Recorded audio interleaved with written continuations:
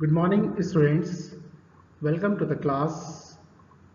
My name is Mohammad Turab Suhail, Assistant Professor of School of Finance and Commerce of Calcutta's University. Today I am going to discuss very important topic of business and corporate law, that is meaning, definition, characteristics of company, difference between partnership and company, right? Topics are to be covered in this session are as follows. Number one, I'm going to discuss introduction. Then I'm going to discuss meaning and definition of company. Then I'm going to discuss about the characteristic of company, and I'm also going to discuss about the what is the difference between partnership and company, right? Objectives of this class are as follows. Number one, to familiarize with the meaning, definition of company. Second, to familiarize with the applicability and non-applicability of law. Third, to familiarize with the characteristics of company. Fourth, to familiarize difference between partnership and company. Fifth, to apply the acquired knowledge in real life situation. It is very important for the students, whatever they are learning in the classroom, they must apply these theoretical knowledge in real life situations, right? Now I'm going to discuss about the introduction part. The subject of company law is codified in the Companies Act 1956. The basic concept of company law are incorporated in the Act. The Act is formidable document containing a large number of sections and schedules. It provides a broad legal framework for the operation of companies registered under the Act. The Companies Act 2013, consisting of 29 chapter, 470 sections and 7 schedules as against 658 sections under 13 parts and 15 schedules in the Companies Act 1956, was notified partially on 12 September 2013.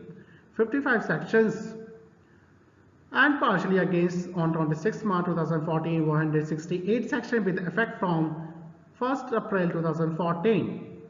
Part of the provision related to National Company Law Tribunal have been notified with effect from 1st June 2016. Right. The Registrar of Companies, that is ROC, controls the task of incorporation of new companies and the administrations of running companies. The Ministry of Corporate Affairs was primarily concerned with administration of the Companies Act 2013, other allied act, and rules and regulations framed thereunder, mainly for regulating the functioning of the corporate sector in accordance with the law. Right. Now, students, I am going to discuss about the Act applies to the following companies. The Act applies to the following companies. First, companies formed and registered under the Companies Act 1956. Second, companies formed and registered under the previous company laws, that is the existing companies.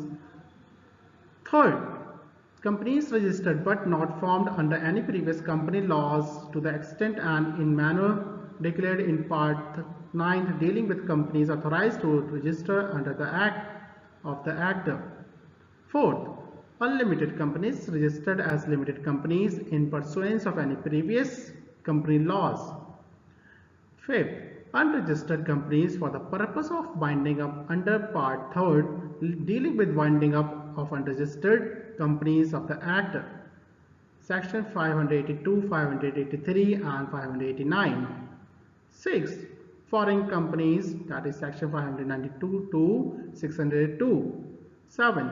Insurance companies, banking companies, electricity companies, and any other company governed by any special act for the time being in force, except as far as for the provisions of the Companies Act 1956 are inconsistent with the provision of the Insurance Act 1938.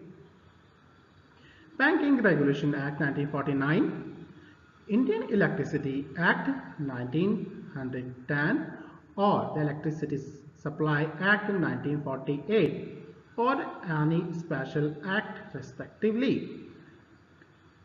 The provision of the Companies Act 1956 applies to these special classes of the companies to the extent that such provisions are not inconsistent with those of the special acts governing them. Right? Non-applicability of the Act. The Companies Act 2013 is not applicable to certain associations. These are as follows. Number 1. Companies established under special acts of the Parliament such as Life Insurance Corporation of India, Indian Airlines Corporation. Second, partnership firms which are governed by the Indian Partnership Act 1932. Third, cooperative societies which are governed by the Cooperative Societies Act 1912. Fourth, trusts which are governed by the Indian Trust Act 1882. Fifth, societies registered under the Societies Registration Act 1860. Right. I hope it is clear to everybody. Right. Now students, let me make you understand the meaning of company in a simple terms.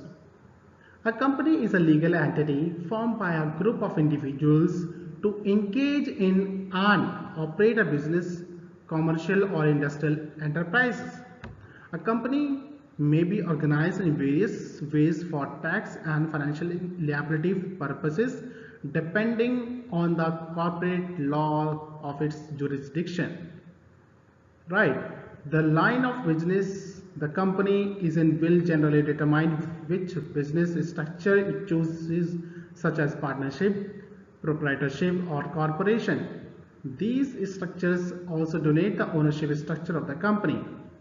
A company is a business entity registered under the Companies Act. It is a legal entity with a separate identity from those who are its member or operate it. A company means a company incorporated under the Act, that is Companies Act 2013 or under any previous company law. Right. Now students, I am going to make you understand the definition of company in a simple terms. There are many definitions of a company by various legal experts. However, section 2 subsection 20 of the Companies Act 2013 defines the term company as follows. Company means a company incorporated under this act or under any previous company law. According to Lord Haney, a company is an incorporated association which is an artificial person created by law, having a separate entity with a perpetual succession and a common seal. According to Professor Haney, a company is an artificial person created by law, having separate entity with a perpetual succession and common seal.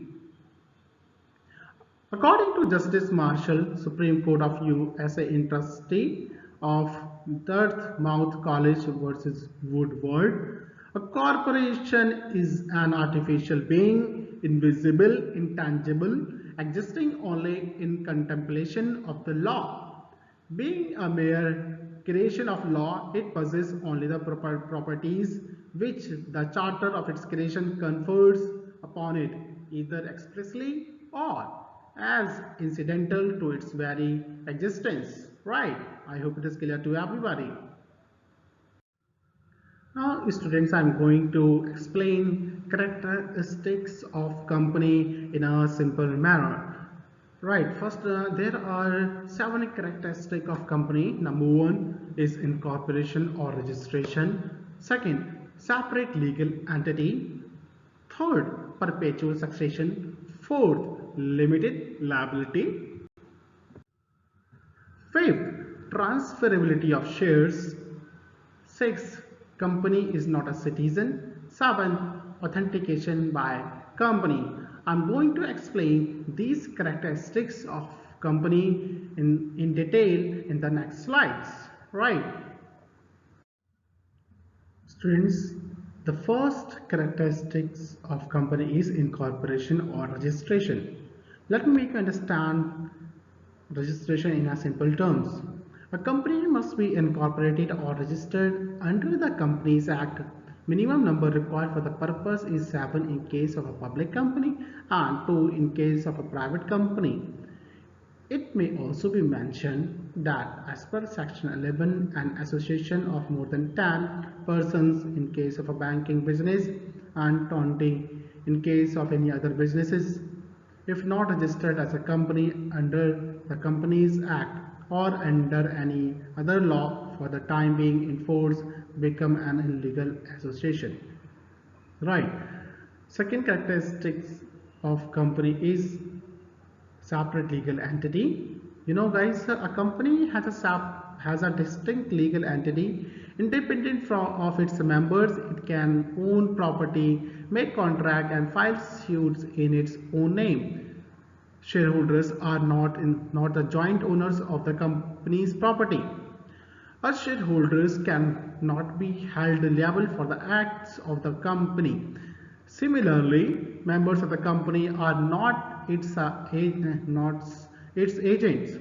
There can be contracts between the company and its members. A creditor of the company is not a creditor of its members. The separate legal entity of a company was recognized in the famous case of Solomon versus Solomon and Company Limited. The facts of the case were as follows.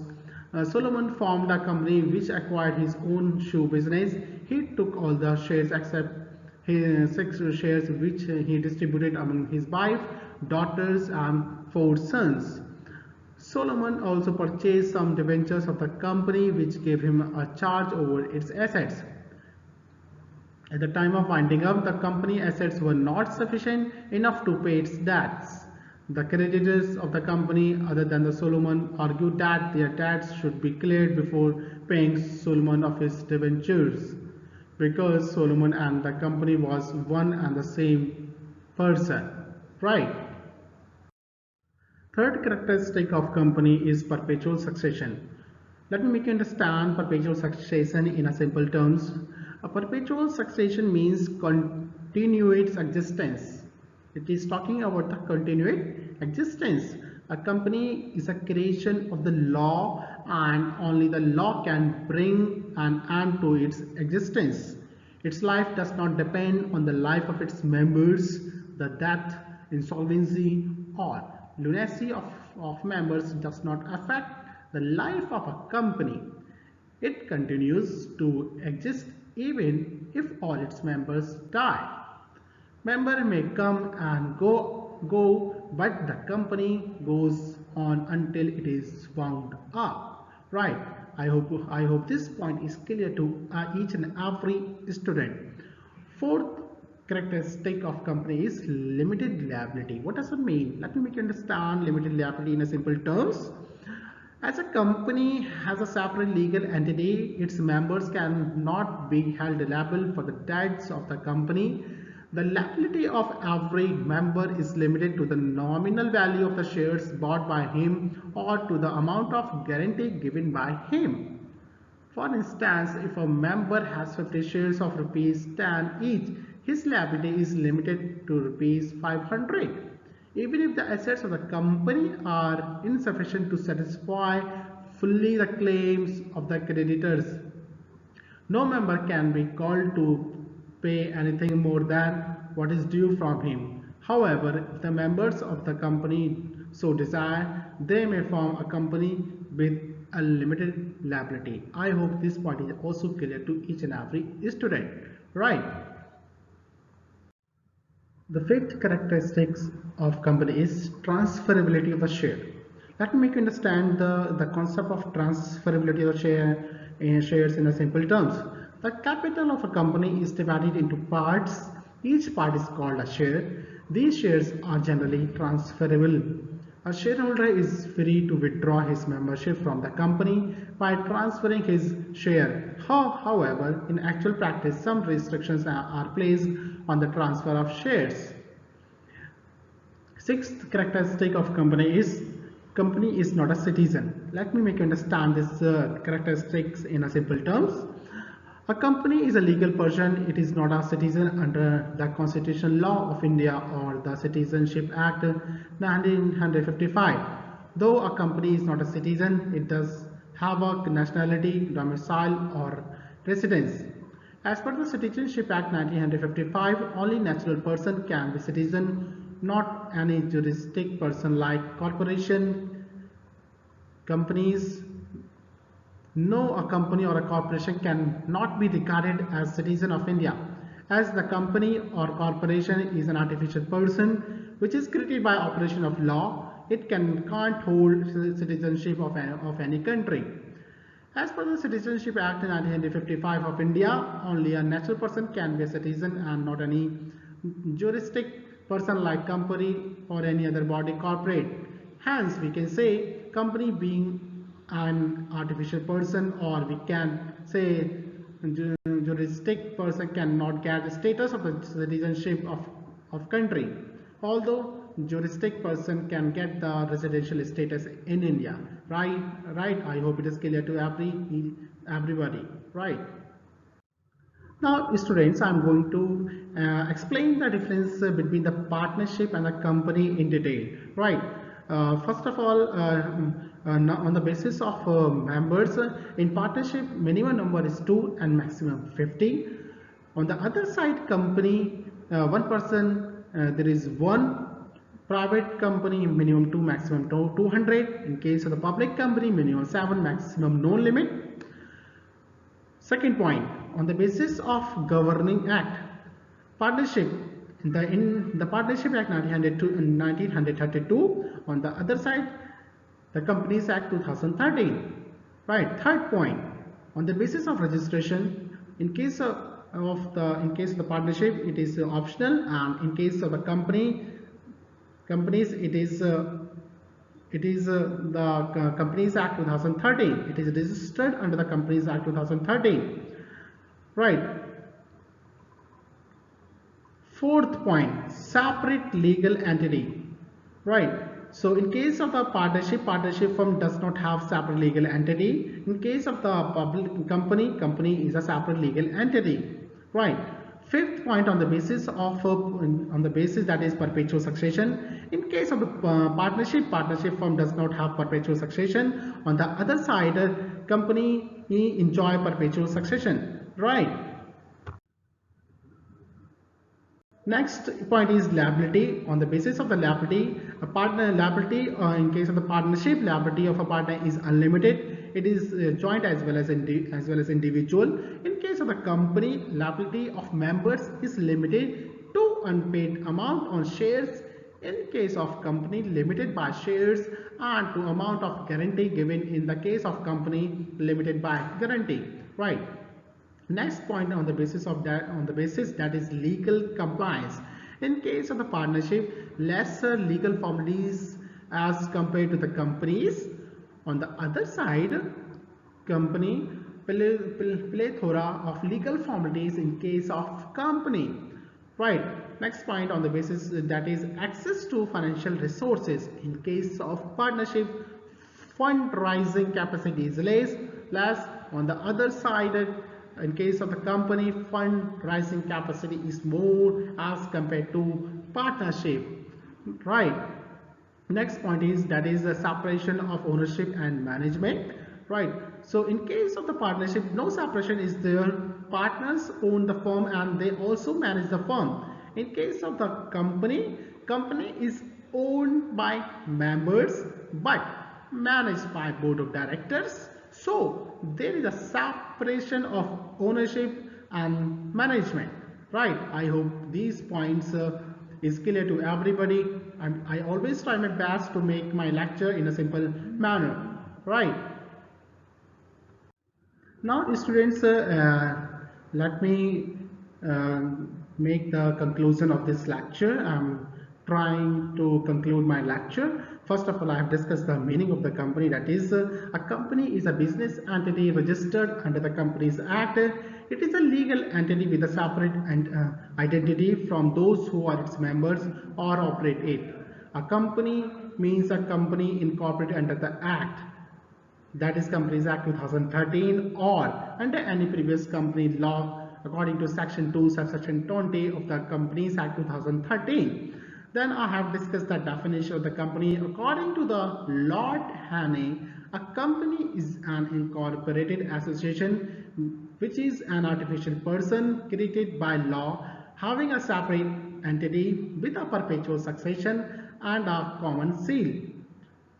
According to the Professor Haney, a company is an artificial person created by law, having separate entity with a perpetual succession and a common seal. Now, students, on the basis of session, I'm going to give you some practice questions. That is, question number 1 is on which Companies Act is applicable, right? Question number 2 is what do you mean by company? What are the characteristics of company? Question number 3 is what are the difference between partnership and company, right? These are the references from where I have taken my content. Right. Thank you so much, students, for listening my lecture very carefully and patiently. Thank you so much. God bless you all. Take care. Thank you so much, all of you. Take care. Thank you.